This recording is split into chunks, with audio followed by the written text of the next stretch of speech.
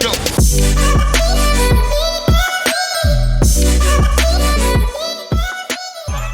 Welcome to Not a Great Whisperer podcast. This is your host, Katie Ray. I am joined by Nathan Caldwell today. And I love that. Sometimes I always say social media is exhausting and it just gets tiring. But I love that we met on social media. You reached out about a book that is launching that you wrote in November. And this episode should launch in November. So it'll be a couple weeks before the book. And I love that we met on social media and today is our first day meeting. I think there's always a reason for everything, right? And I love that you're joining the show. Thank you. Well, I love being on this show and I appreciate you having me. I know. Thank you for joining. So let's jump into it. What started you on this project for your book? Kind of your background that led you here, and go for it. Sure. So I've always been inspired by thought leadership, and I've kind of always wondered too, like, when in my life am I going to wake up and know exactly what I need to do? You know, it's not like I was born an amazing athlete or a talented singer or anything like that. And it seems like a lot of those people are kind of born to do that. And so I don't know, over the past year, I kind of laying down with the kids, putting them to bed, and just my mind started wandering. What's my story? And then it just hit me that it's this idea of empowering kindness. And that's the title of the book. And I started doing a lot of research on the topic and how people can actually excel more so physically in their health, in their mental health, also businesses in their organizational health, when they focus on giving their people the capabilities to be kind to others. Mm-hmm. And so when people aren't fearful about their job, when they aren't, stressed about, well, if I share this big new idea, it's too risky and I might get shot down. Judgment. Yeah, exactly. And sometimes even worse, right? Negative side effects from that.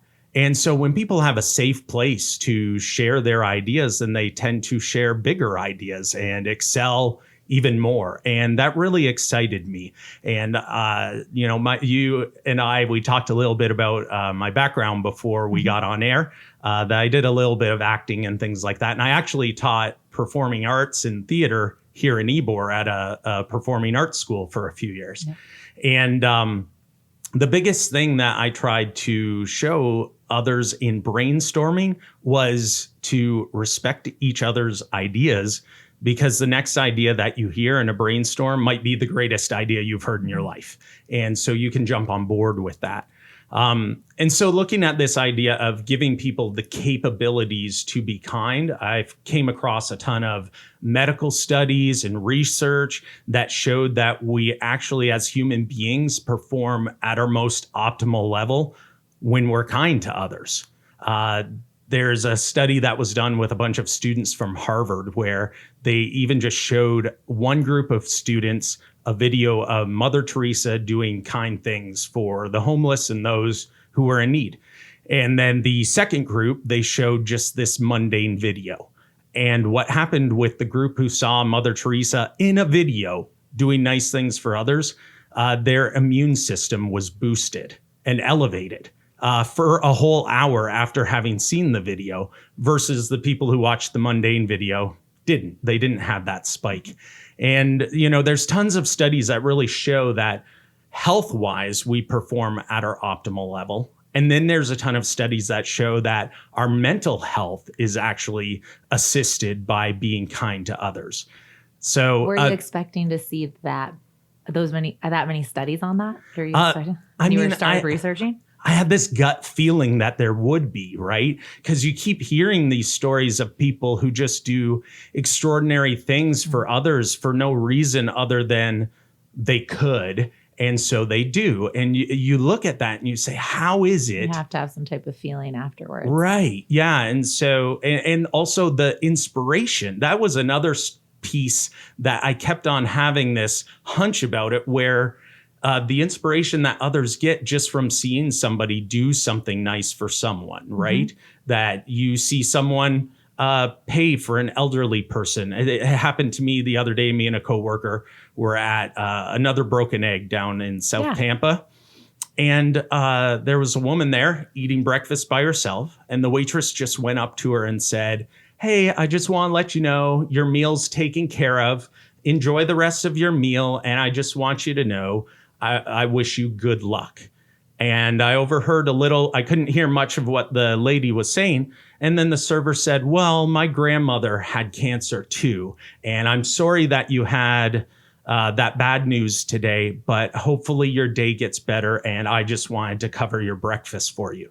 And the lady just started crying, right?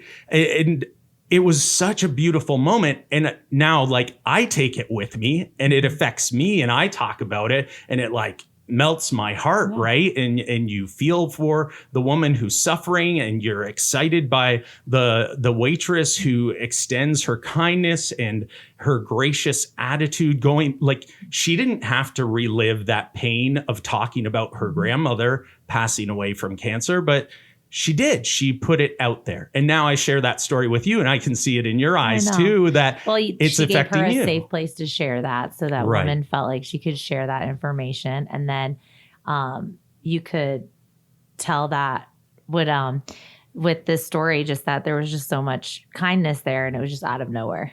So I love that about that story. I think I wish there was more of that. And I think there is, but sometimes we just don't see it a lot. I think there is more, and that's okay. I think as long as we're feeling it and from others that good things are happening. Like, you didn't hear the full conversation, but you heard little things.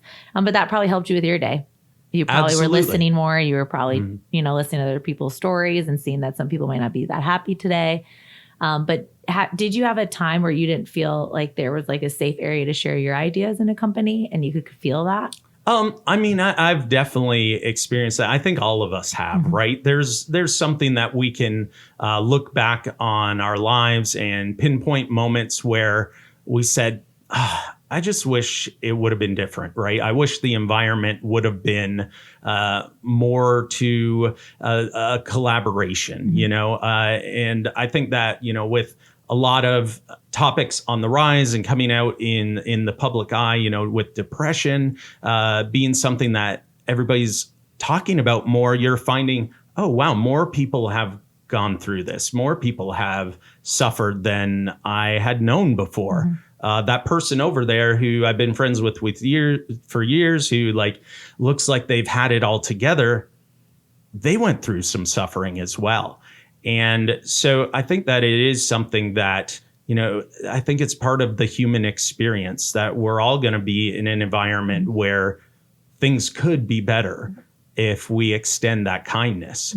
And so that was kind of the hunch I had every time, like, you see these stories that inspire others and it sticks with you, and just even the retelling of that story being an inspiration to someone else, that there's got to be something to this. And so each study that I kept referring to or uncovering, I kept seeing, oh, wow, like our brains are hardwired to be kind to others and benefit from that, So how long did it take to write the book? I guess it's been a couple years in the making, because at my previous company that I was working for, I had a position internally that I kind of created this little side project for myself at the company where I would be onboarding new employees and get to talk about company culture and thought leadership. And so I kept sprinkling in a lot of original ideas that I had or different research that I had done, and just kind of squeezed it in there.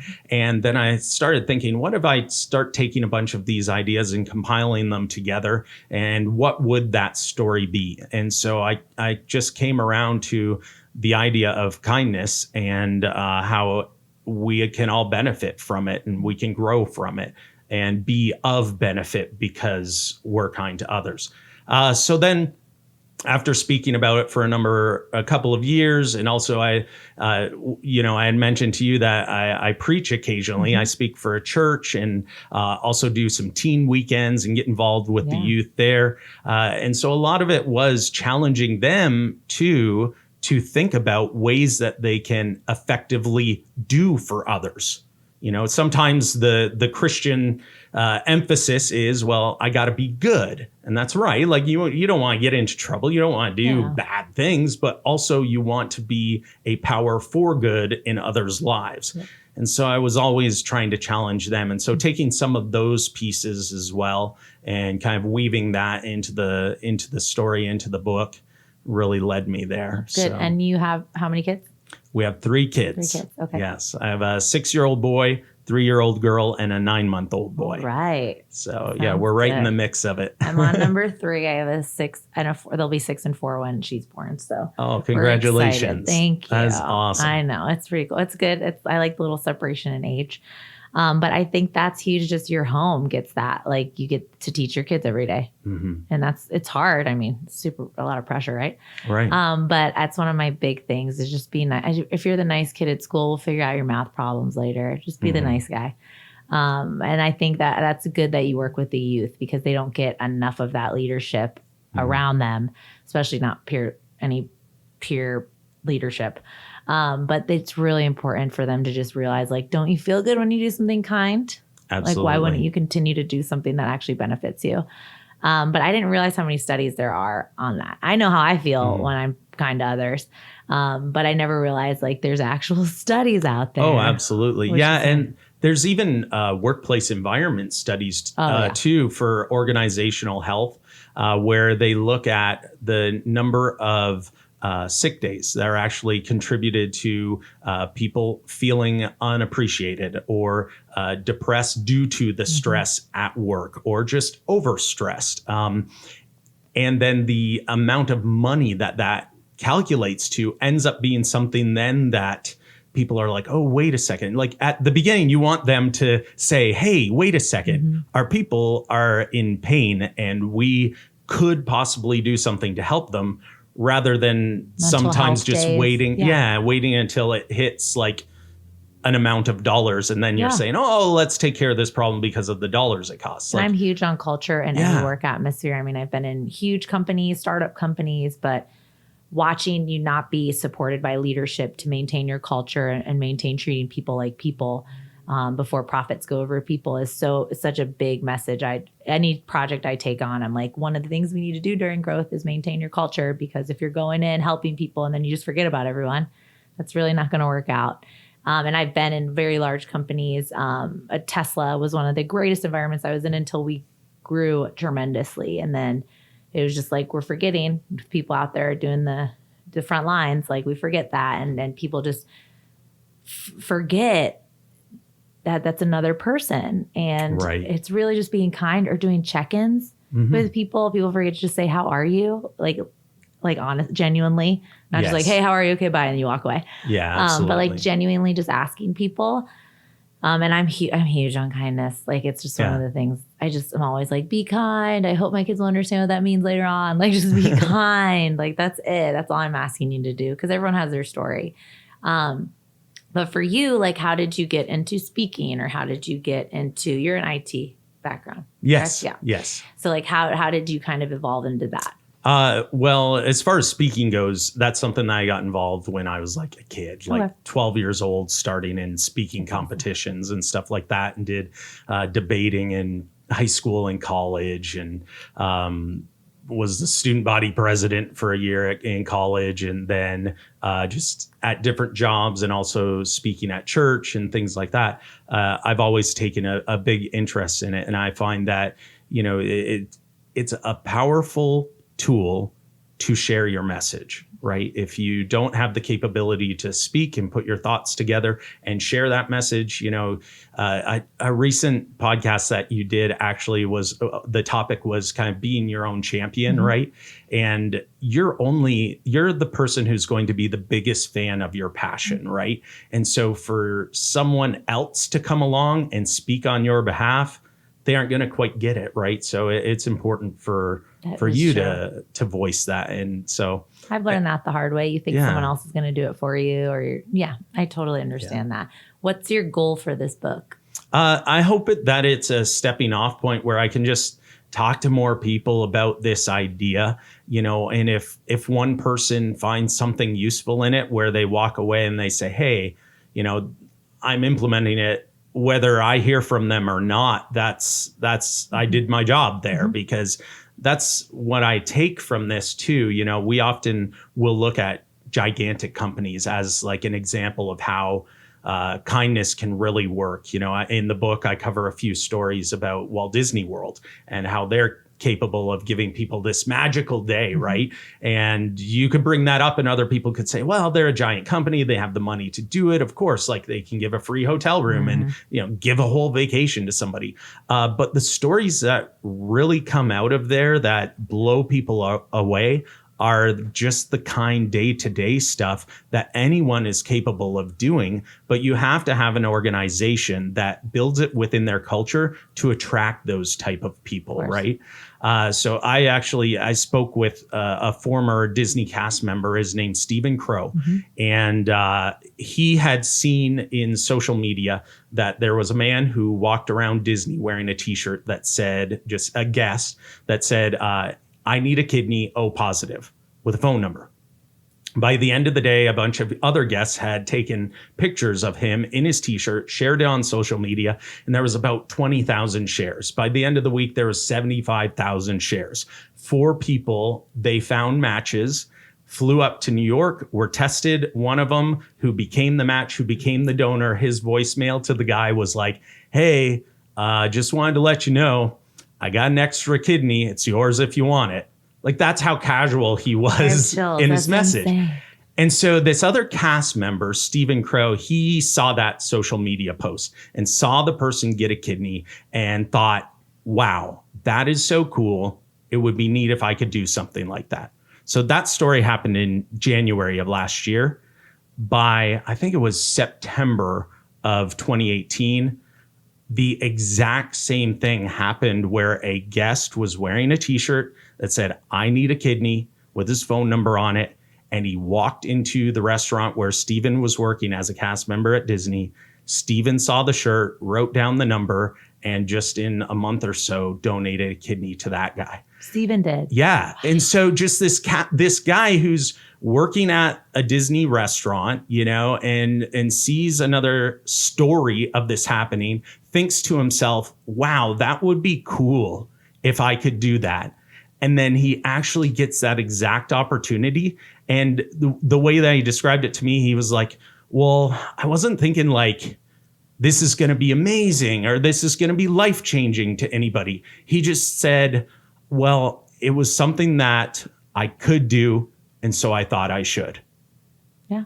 And that's the amazing story behind, this idea of kindness being a mission, that it is accessible to everyone, right? Mm-hmm. And we started off by saying, like, I wondered when the day would come when I'd wake up and say, oh, I'm going to be an athlete or this or an astronaut. And you have these big goals. Well, kindness is a tangible goal that everyone can do. It's also a goal that you can start at any time, right? Like, I think I'm past my prime to be like a pole vault jumper or anything like that in the Olympics. It's a good realization to have. I mean, it's good. Yeah, but I could wake up tomorrow and say, I'm going to keep my eyes open. And if there's somebody that I notice that needs help, I'm going to help them. Yeah. I'm going to stop and do this thing. So, and it can be simple stuff. I got stopped outside of Smoothie King one afternoon when I was picking up. It was a Friday afternoon, had to get a $5 smoothie for my wife. Friday, $5. Be Been that there, good husband, bring her home a treat. And before I went into the store, a lady just said, hey, I need a jump. My car battery's dead. So I did it. Said, have a good day. You'll want to buy a new battery at this place. It's cheap, blah, blah, blah. Came walking into the store, went up to the cash register, went to pay for the smoothie, and the guy just says, no, you're good. I saw what you did out there. Aww. And just covered the smoothie. And I was like, man, I wish I would have rung up like 6 smoothies. Why didn't I order 8 of these? I know. But it was, again, it's kind of just something contagious. Absolutely. And he was just like, that's cool. You don't see that all the time. Which is sad. I wish you saw it all the time. But he was just trying to do something kind too. Absolutely. So you told your wife you paid all this money for her smoothie and you just brought it home and Well, she knew money. It was Friday. I know.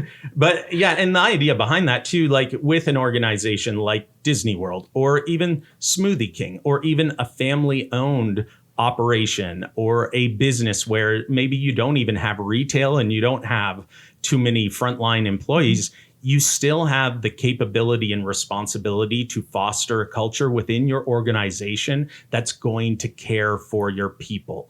And in the book, and I always talk about this too, but I pose the question, like, if you know that there's an action you can do that not only will be the opposite of doing the negative thing, but it will actually benefit your people, like, why wouldn't you want to have a part in that?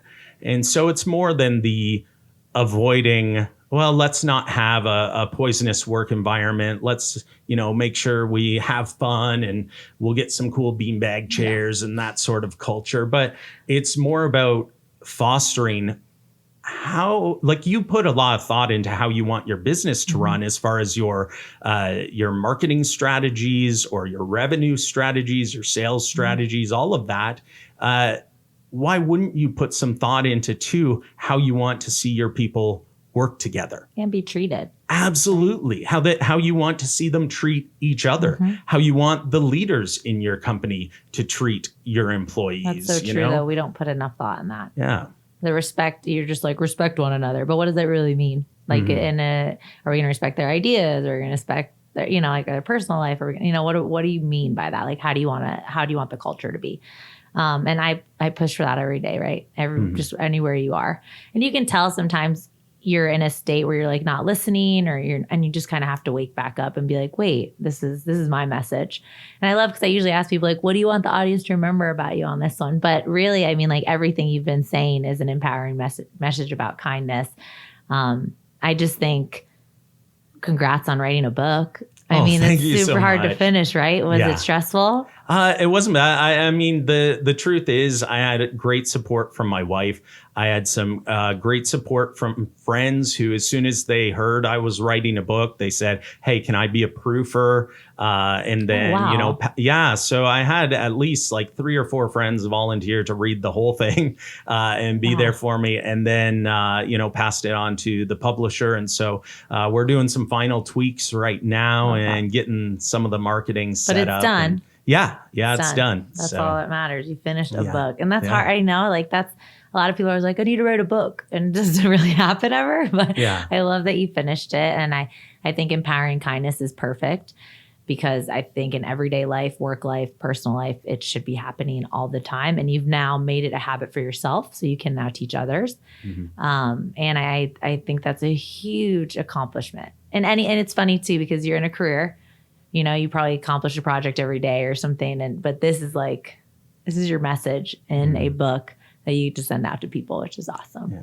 Well, and it feels good to, like, share something that's on my heart too, right?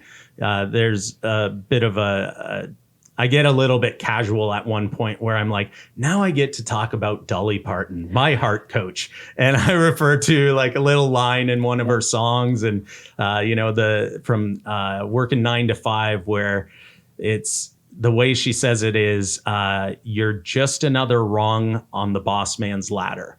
And that idea of feeling underappreciated, feeling stepped over, and then kind of jump into that and show some actual business case scenarios where Dolly is the exact opposite of that. And what she's done with kind of her business ventures and her philanthropy efforts, and what that means for, when you see that lyric now, after hearing all that she's done, you're like, yeah, Dolly, don't be that rung on that boss man's ladder. Like, get out there and you share your heart. It's Dolly, so good. I think that's huge, how people don't realize just appreciating what somebody did at their job or it's such a, like, I always felt good when I was appreciated. Yeah. And I realized how my reps, if I didn't really give them, it's not like asking, like they're seeking attention, but if you didn't walk up and say, thank you, like, great job today, like, how it can change someone's whole day.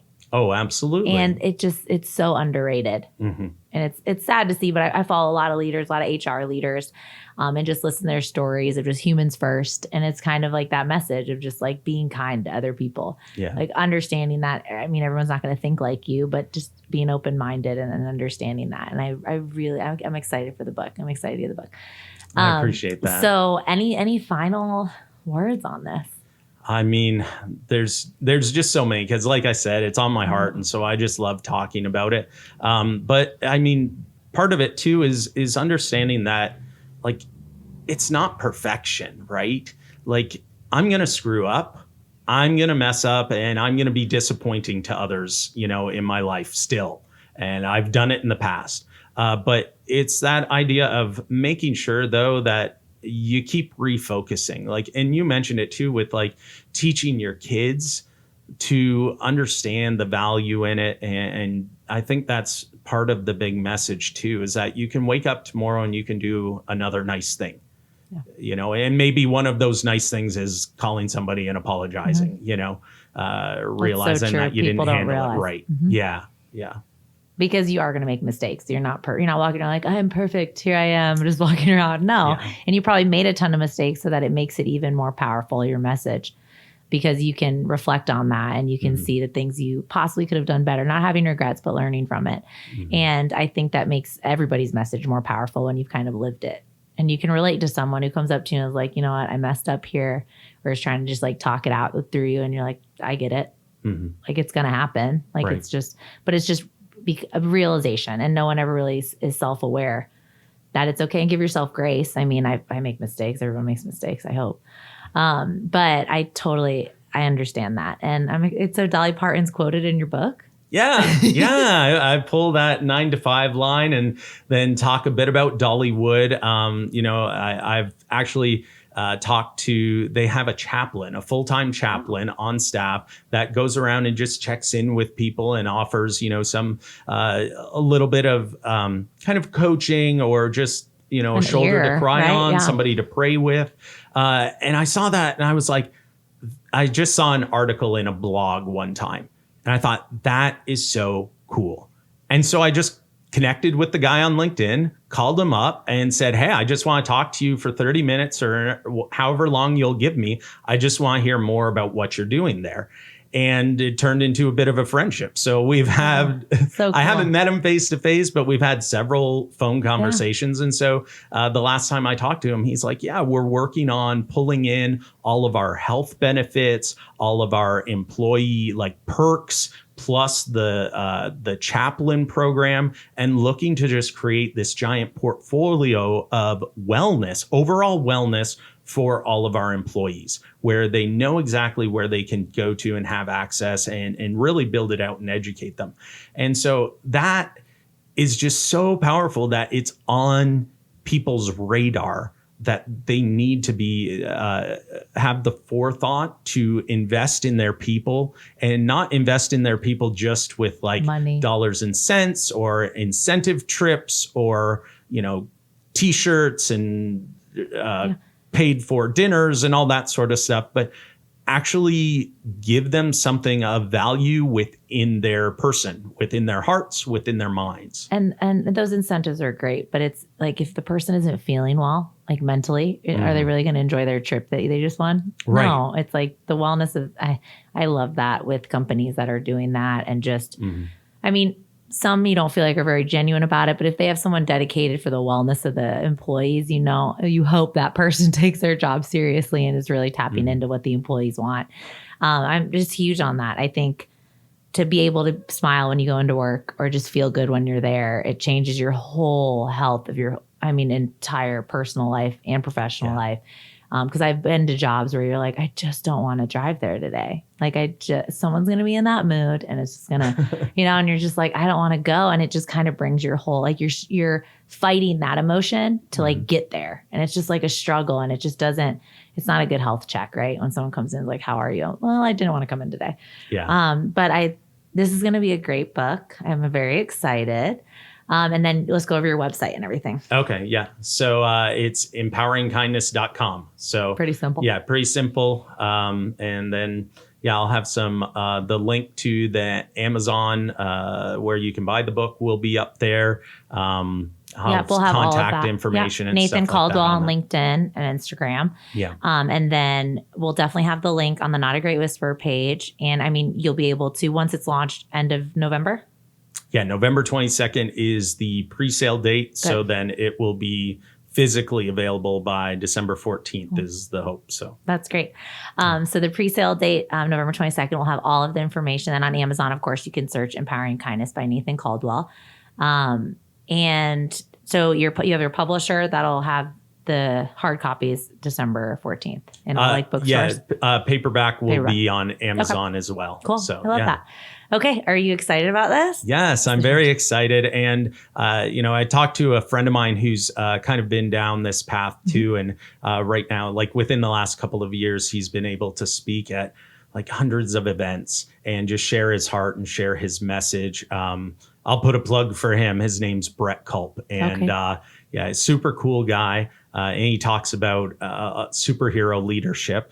But I've talked to him several times in the last little while, and just the message that he keeps on giving me is just put something out there, so that you can speak and pour your heart out. Mm-hmm. And I love that you reach out to somebody exactly kind of focused superhero leadership. I'm assuming there's some kindness in there. Yeah. But it's good to show people that you can have everyone's like, oh, someone already said that, or someone already said, no, there's so much out there. And he's probably getting a bunch of speaking events. You'll get a bunch of speaking events. Is it CULP, Culp? Yes. Okay. And I think that's a good example of being in the same type of industry, writing a book about maybe leadership and just being able to, people always get so like competitive, and it's just so unnecessary, especially in a field that you're in with kindness. So, but I think I think you're going to get a ton of speaking events from this. I mean, just to be able to share your book. I'm totally jealous that you have a book out. I'm excited. It might like light a fire under my ass. But I think it's going to be a great opportunity for you to just spread the message that you want. And I think it's a great message. I appreciate that. Yes, I think it's amazing. So again, empoweringkindness.com. You will find Nathan on Not a Great Whisperer Instagram and website. And at The Real K-Ray, Krey.